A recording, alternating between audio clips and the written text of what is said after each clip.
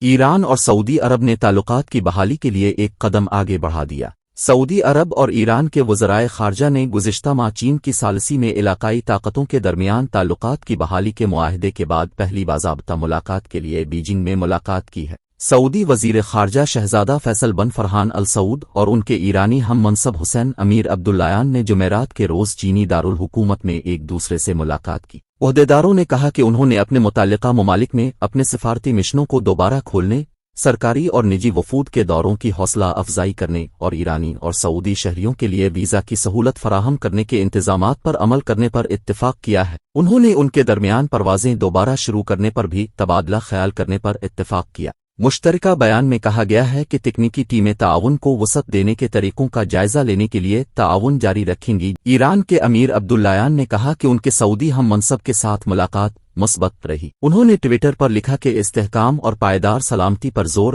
ان معاملات میں شامل ہیں جن پر اتفاق کیا گیا ہے۔ کئی سالوں کی دشمنی کے بعد علاقائی حریفوں نے مارچ میں چین کی ثالثی میں ایک تاریخی معاہدے کے تحت تعلقات بحال کرنے پر اتفاق کیا، ایک ایسا اقدام جس کے بارے میں ماہرین کا کہنا ہے کہ یہ اقدام امریکہ کے گھٹتے ہوئے کردار کے برعکس خطے میں بیجنگ کے بڑھتے ہوئے اثر و رسوخ کو ظاہر کرتا ہے۔ چین کی وزارت خارجہ کے ترجمان ماؤ ننگ نے جمعرات کو کہا کہ بیجنگ اچھے تعلقات کو فروغ دینے میں دونوں فریقوں کی حمایت کرنے کے لیے تیار ہے۔ انہوں نے بین الاقوامی برادری پر زور دیا کہ وہ مشرق وسطی کے ممالک کو ان کے اختلافات کو حل کرنے میں مدد کرے۔ انہوں نے کہا، تضادات کو ہوا دینے، اختلافات پیدا کرنے اور تقسیم پیدا کرنے کے نوآبادیاتی تسلط پسندانہ ہتھ کنڈوں کو پوری دنیا کے لوگوں کو مسترد کر دینا چاہیے۔ Centre for middle east strategic studies کے سینئر فیلو ابرس اسلانی نے الجزیرہ کو بتایا کہ ایران اور سعودی عرب پہلے زیادہ تر دشمنی اور تناؤ پر توجہ مرکوز کرتے تھے، لیکن اب وہ مشترکہ زمین پر توجہ مرکوز کرنے کے بارے میں بات کر رہے ہیں۔ تعاون پر زور دینا،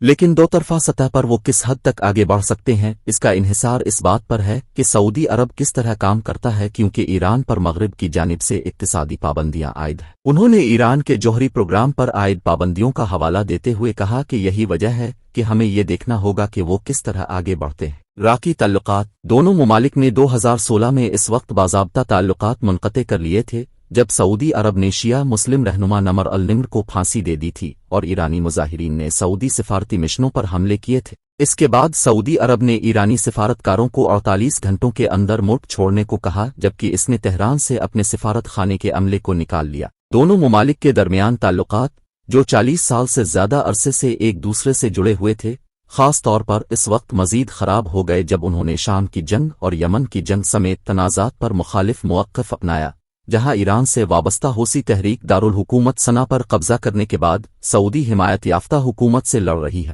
سعودی عرب کے لیے اس مفاہمت کا مطلب بہتر سیکیورٹی ہو سکتا ہے۔ سعودی عرب نے حوثی باغیوں کو اسلحہ فراہم کرنے کا الزام ایران پر عائد کیا ہے، جنہوں نے سعودی عرب کے شہروں اور تیل تنصیبات پر میزائل اور ڈرون حملے کیے تھے۔ 2019 میں ریاض نے آرامکو کی تیل تنصیبات پر حملے کا الزام براہ راست ایران پر عائد کیا تھا، جس نے اس کی تیل کی نصف پیداوار کو نقصان پہنچایا تھا، جس نے ان الزامات کی تردید کی تھی۔ علاقائی طاقت متحرک، دونوں ممالک کے درمیان تعلقات کی بحالی ایسے وقت میں ہوئی ہے جب خطے میں طاقت کی رفتار میں بڑی تبدیلیاں آئی ہیں۔ ایسا لگتا ہے کہ وہ پرعزم ہے۔ ان کے درمیان تعاون کو وسعت دینے کے لیے میں سمجھتا ہوں کہ زیادہ تر علاقائی مسائل اور معاملات بشمول یمن، شام، عراق اور لبنان پر سعودی عرب اور ایران کے درمیان مفاہمت کے بعد سعودی عرب کے سرکاری ٹیلی ویژن نے خبر دی تھی کہ ریاض اس کے اور دمشق کے درمیان قونصلر خدمات کی ممکنہ بحالی پر تبادلہ خیال کر رہا ہے۔ اگر سعودی عرب اور شام کے درمیان تعلقات کی بحالی کی تصدیق ہو جاتی ہے تو یہ شام کے صدر بشار الاسد کے ساتھ تعلقات کی بحالی کے لیے عرب دنیا کا اب تک کا سب سے اہم قدم ہوگا۔